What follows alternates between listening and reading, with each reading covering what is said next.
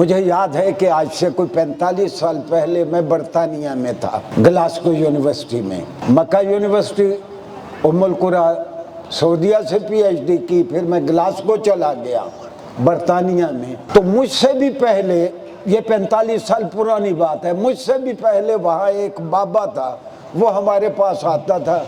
وہ کوئی میرے خیال 1940 کے قریب وہ گیا تھا برطانیہ میں۔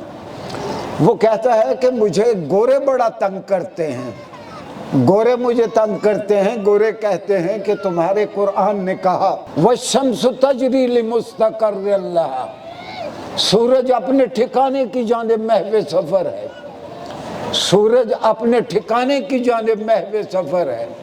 اور آپ کو پتہ ہے کہ اس زمانے میں سائنسدان کہتے تھے کہ سورج سٹیشنری ہے، ایک جگہ پہ سورج کھڑا ہے، اور قرآن نے کہا کہ سورج اپنے ٹھکانے کی جانب جا رہا ہے۔